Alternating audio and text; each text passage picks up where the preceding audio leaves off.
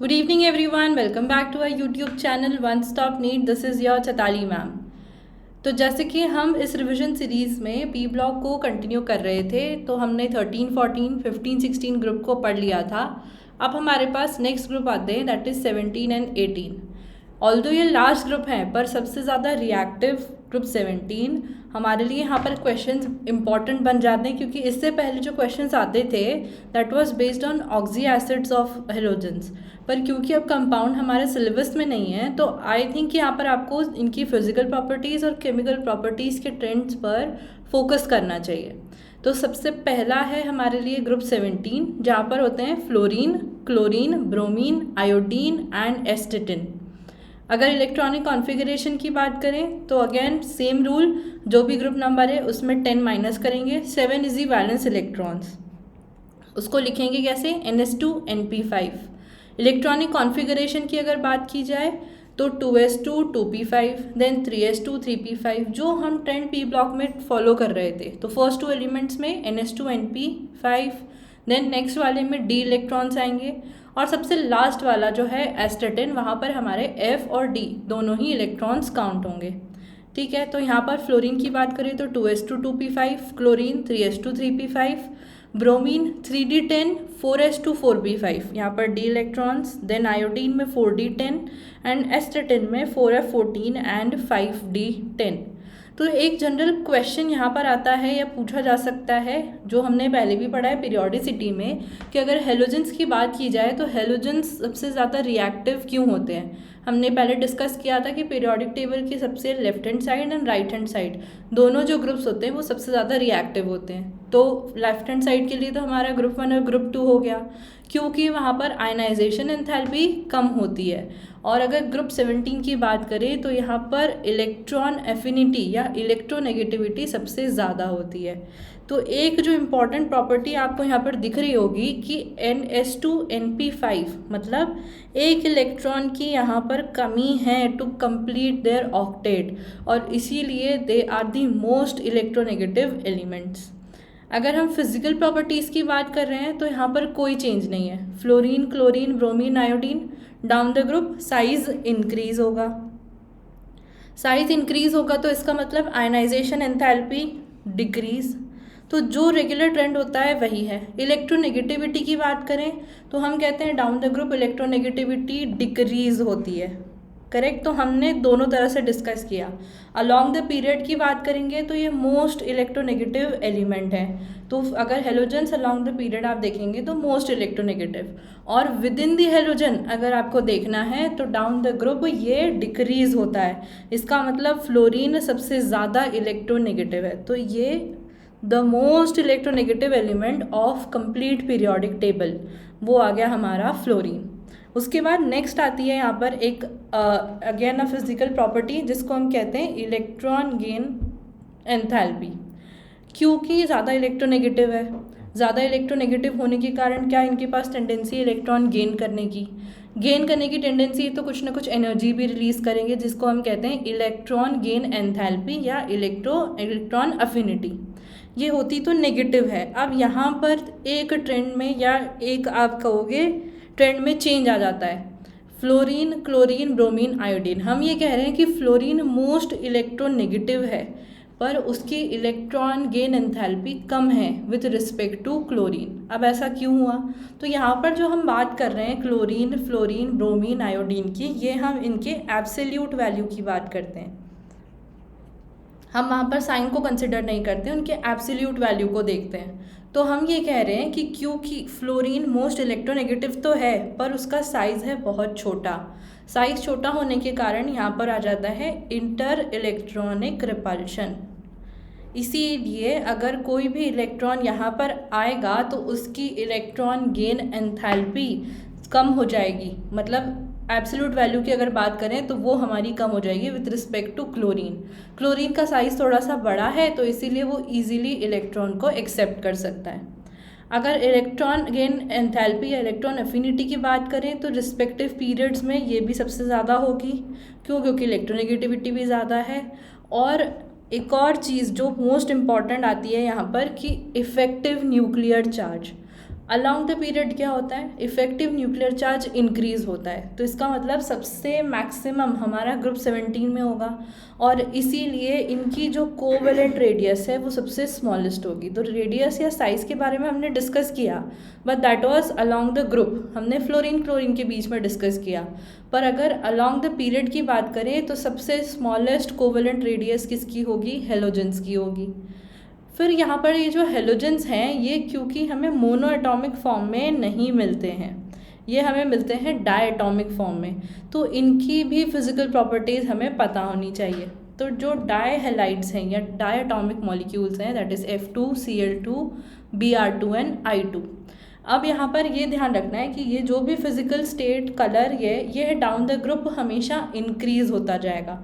जैसे physical state की बात करें तो फ्लोरीन गैस होता है, क्लोरीन गैस होता है। आपने कहीं भी सुना होगा, हम कोई भी रिएक्शन लिखते हैं तो लिखते हैं HACl एक्वस, पर उसकी अगर रिएक्शन कराते हैं तो Cl2 गैस। आयोडीन हमेशा सॉलिड होगा और ब्रोमीन हमेशा लिक्विड। तो ये इनकी फिजिकल स्टेट या नेचर है। तो फ्लोरीन क्लोरीन गैस है, bromine liquid and iodine is solid. अगर कलर की बात करें तो फ्लोरीन का कलर होता है येलो, क्लोरीन का कलर होता है greenish yellow, bromine red orange and iodine violet.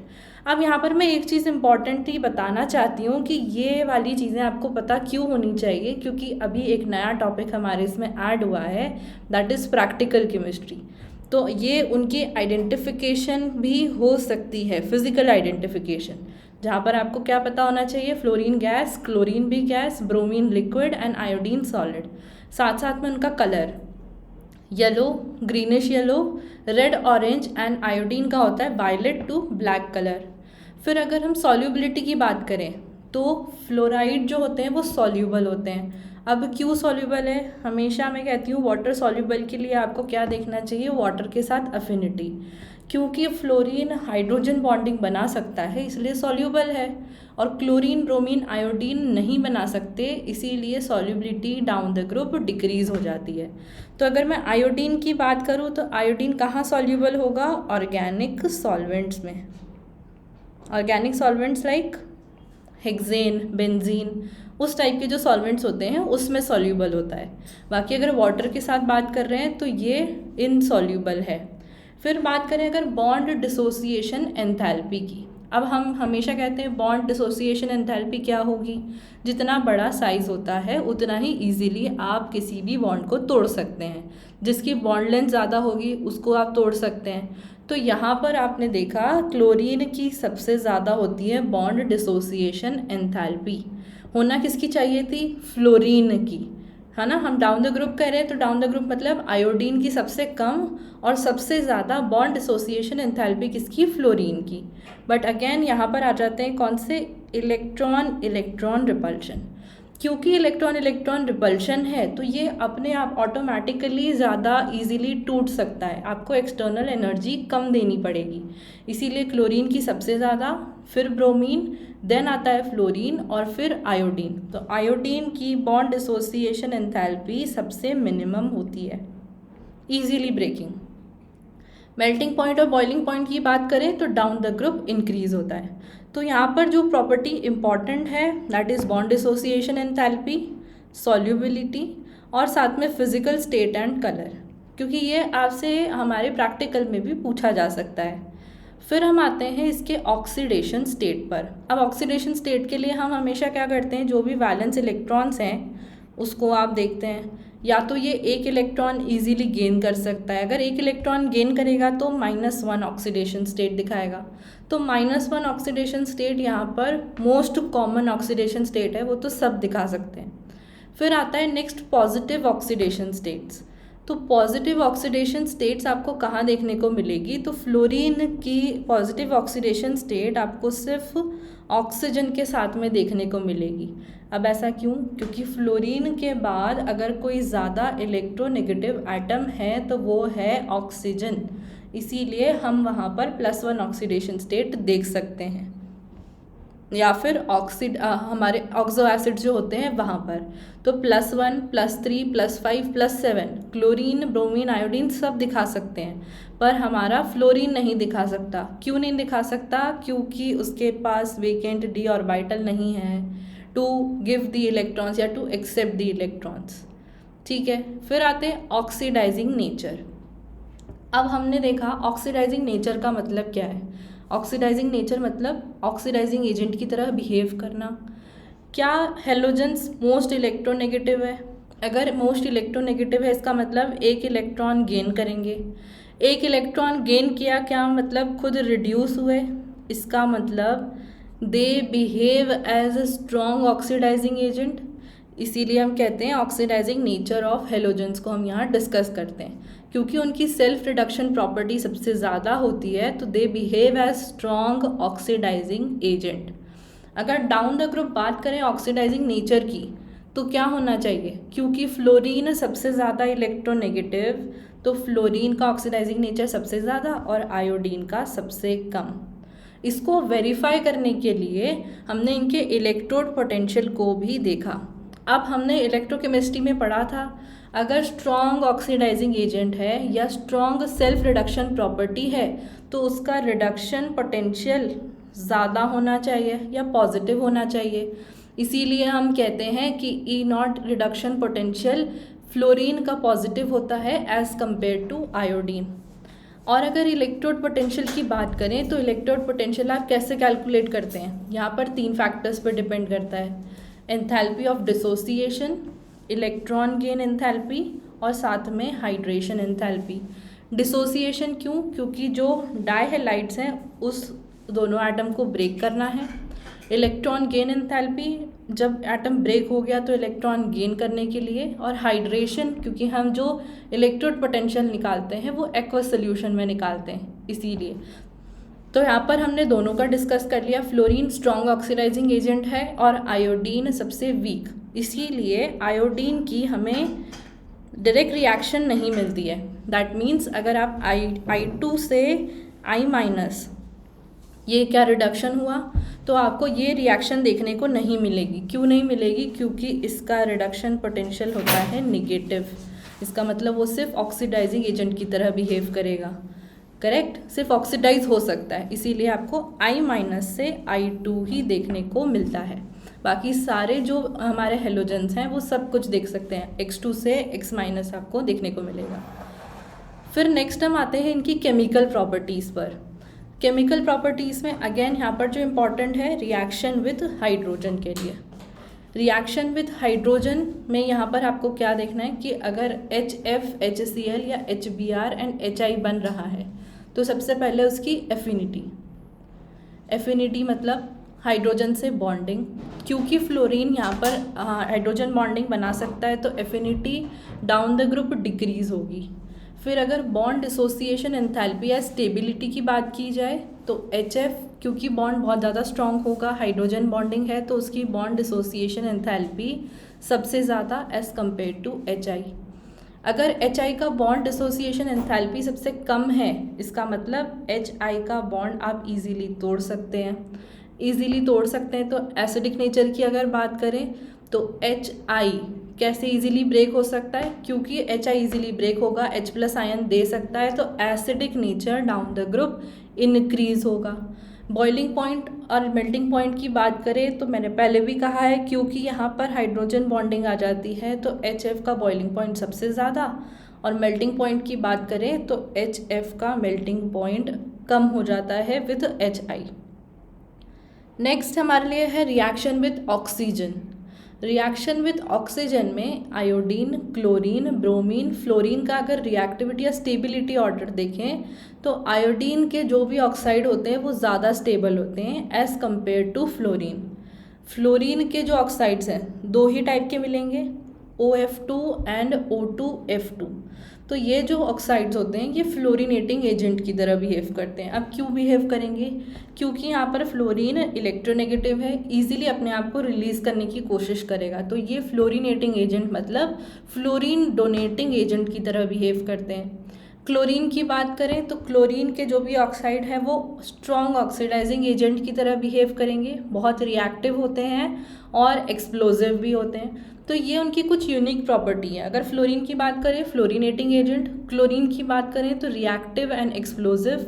Bromine की बात करें तो ब्रोमीन के जो ऑक्साइड्स हैं वो लीस्ट स्टेबल हैं। और आयोडीन की बात करें तो they can decompose on heating. फिर आते हैं हम इंटर हेलोजन कंपाउंड्स पर। तो आपने प्रीवियस ईयर में इंटर हेलोजन कंपाउंड्स के ऊपर कुछ ना कुछ क्वेश्चन देखा होगा जहाँ पर आपको शेप के बारे में पूछा गया है। तो सबसे पहले मैं बताती हूँ इंटर हेलोजन कंपाउंड्स हैं क्या। जब दो हेलोजन्स मिलकर कोई कंपाउंड बनाते हैं उसे हम कहते हैं इंटर हेलोजन कंपाउंड। अब ये हमें कितने वैरायटी के मिलेंगे, एक मिलेगा +1 ऑक्सीडेशन स्टेट में, दूसरा +3, तीसरा +5 एंड देन +7 ऑक्सीडेशन स्टेट में। क्योंकि हमारे पास +1, +3, +5 एंड +7 अवेलेबल हैं, इसीलिए हमारे पास 4 टाइप के इंटर हेलोजन कंपाउंड्स होते हैं।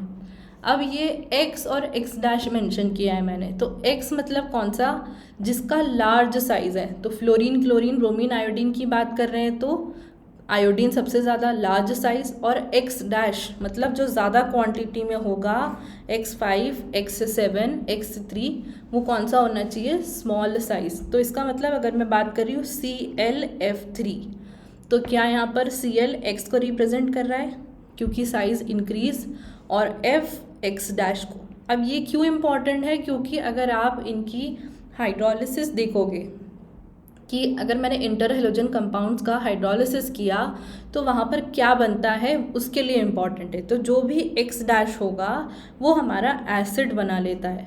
तो सपोज़ अगर यहाँ पर ClF है तो वो क्या बनाएगा, HF एसिड बनाएगा, और साथ में जो दूसरा कंपाउंड है वो हमारा ऑक्सो एसिड बनाएगा। इसीलिए आपको ये X पता होना चाहिए।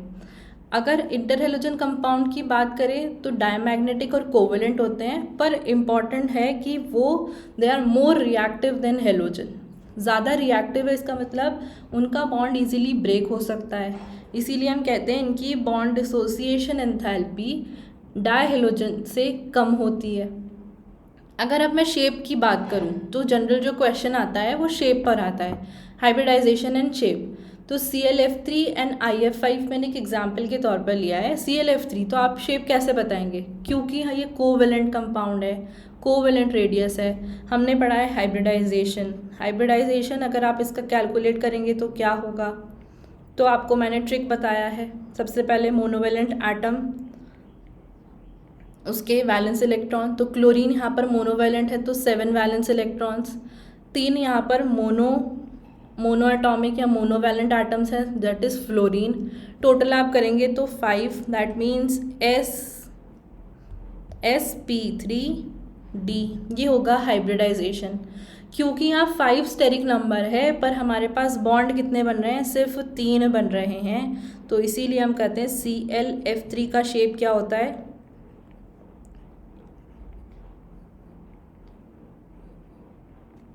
ClF3 तो बेंट टी शेप हो जाता है, बेंट टी शेप। वैसे ही अगर आपको IF5 का निकालना है तो अब आप इसका कैलकुलेट करके मुझे बताइए कि हाइब्रिडाइजेशन इसका क्या होगा और साथ साथ में शेप क्या होगा। तो ये आप मुझे कमेंट सेक्शन में लिखकर बता सकते हैं। अगर एनॉमलस प्रॉपर्टीज़ की बात करें तो अगेन सेम जो हम स्टार्टिंग से पढ़ते आ रहे हैं, आयनाइजेशन एंथैल्पी बहुत ज़्यादा है। एनॉमलस प्रॉपर्टीज़ हम यहाँ किसकी पढ़ रहे हैं, फ्लोरीन की। आयनाइजेशन एंथैल्पी ज़्यादा है, इलेक्ट्रोड पोटेंशियल ज़्यादा है, radius, melting point, boiling point, bond dissociation and electron gain enthalpy बहुत कम है, स्ट्रॉन्गेस्ट ऑक्सीडाइजिंग एजेंट की तरह बिहेव करेगा, और नो एक्सपांशन ऑफ ऑक्टेट। तो यहाँ पर हमारा ग्रुप 17 हमने कम्प्लीटली रिवाइज कर लिया। अब आते हैं ग्रुप 18 पर। ग्रुप 18 पर जो क्वेश्चंस आते हैं वो उनकी प्रॉपर्टीज़ पर नहीं आते, ना ही फिजिकल ना ही chemical, because they are the inert या नोबल गैस वाला ग्रुप, जिसको हम बोलते हैं NH2 NP6 नोबल गैसेस, जहाँ पर हमारे पास एलिमेंट्स हैं helium, neon, argon, krypton, xenon and radon. तो जो भी हम इलेक्ट्रॉन कॉन्फ़िगरेशन लिखते हैं उसमें सबसे पहले नोबल गैस को लिखते हैं और उसके बाद हम बाकी का कॉन्फ़िगरेशन लिखते हैं। तो अगर आपको कॉन्फ़िगरेशन लिखना हो तो अगेन सेम, हीलियम क्योंकि यहाँ पर 1s2 है, फर्स्ट पीरियड से स्टार्ट होता है इसलिए 1s2। Neon 2:2p6, argon 3:3p6 and so on. जो हमने डिस्कस किया सेम ही मेथड है इलेक्ट्रॉन कॉन्फ़िगरेशन का। अगर मैं यहाँ पर बात करूँ फिजिकल प्रॉपर्टीज़ की, size down the group increase होगा, कोई एक्सेप्शन नहीं है। Ionisation enthalpy down the group decrease हो जाएगी। Density down the group increase होती है। इलेक्ट्रॉन गेन एंथैल्पी, अब यही एक ऐसा ग्रुप है जिनकी इलेक्ट्रॉन गेन एंथैल्पी बहुत पॉजिटिव होती है। पॉजिटिव क्यों होती है? क्योंकि ये ऑलरेडी नोबल गैस है, ऑक्टेट पूरा कंप्लीट है, तो इनके पास इलेक्ट्रॉन गेन करने की टेंडेंसी नहीं है, इसीलिए पॉजिटिव होती है। अगर इसके ऑर्डर की बात करें तो नियॉन की सबसे ज़्यादा, आर्गन एंड क्रिप्टॉन की इक्वल, देन जेनॉन रेडॉन, और हीलियम की सबसे कम। हीलियम के पास तो ऑक्टेट भी कंप्लीट करने के लिए ऑर्बिटल नहीं है। क्यों? कॉन्फ़िगरेशन है 1s2, सिर्फ एक ऑर्बिटल है 1s2 और वो भी कम्प्लीटली फिल्ड है, इसीलिए हीलियम की सबसे कम। मेल्टिंग पॉइंट और बॉइलिंग पॉइंट की बात करें तो डाउन द ग्रुप इंक्रीज ही होता है, कोई चेंज नहीं है। अगेन अगर physical properties sparingly soluble in water, क्योंकि ये नोबल गैसेस हैं तो गैसेस में हम कौन सा फोर्स देखते हैं? डिस्पर्शन फोर्स या वैन डर वाल फोर्स। तो इसीलिए they have weak dispersion and van der Waals force, और इसीलिए इनका melting point and boiling point सबसे लोएस्ट होता है। तो अगर पूरे पीरियड में आपको पूछा जाए melting point boiling point lowest किसका है, तो नोबल गैसेस का। दे आर मोनो एटॉमिक, क्योंकि ऑलरेडी ऑक्टेट कंप्लीट है, कलरलेस, ओडरलेस एंड टेस्टलेस। उसके बाद केमिकल प्रॉपर्टीज़ की अगर बात करें तो they are least reactive and inert. इसके ऊपर एक क्वेश्चन आया था 2023 में, इसके ऊपर एक क्वेश्चन पूछा था कि why are noble gases non reactive, क्योंकि उनकी इलेक्ट्रॉन गेन एंथैल्पी सबसे ज़्यादा है, हाईएस्ट आयनाइजेशन एंथैल्पी है, ऑलरेडी ऑक्टेट कंप्लीट है, और इसीलिए वो सबसे लीस्ट रिएक्टिव और इनर्ट होते हैं। तो आई होप कि अब आपके लिए पी ब्लॉक पूरी तरीके से रिवाइज करना बहुत इजी हो गया होगा। एक चीज़ जो मैं यहाँ पर प्रो टिप ऐड करना चाहती हूँ, दैट इज़ कि पी ब्लॉक ही एक ऐसा ब्लॉक है, ऐसा कंपाउंड है, ऐसे एलिमेंट्स हैं जहाँ पर आपको तीनों प्रॉपर्टीज़ देखने को मिलती हैं, दैट इज़ नॉन मेटल की भी, मेटल की भी और मेटलॉइड की भी। तो ये जो तीनों प्रॉपर्टीज़ होती हैं with respect to metal, non metal and metalloid, एक बार उनको ज़रूर से देखना। मैंने हर ब्लॉक में आपको हर ग्रुप में इसको क्लियर किया है। अगर हम ग्रुप 17 और 18 की बात करें, क्योंकि ये पूरे नॉन मेटल्स हैं तो इसीलिए आपको इनके अंदर कोई स्पेसिफिक प्रॉपर्टीज़ देखने को नहीं मिलती है। Thank you everyone. अगर ये वीडियो अच्छा लगा है तो प्लीज़ लाइक करो, शेयर करो, चैनल को सब्सक्राइब करो and do share it with everyone so that last minute revision के लिए उनके पास भी पी ब्लॉक के सारी रिवीजन एक साथ कर सकते हैं। Thank you.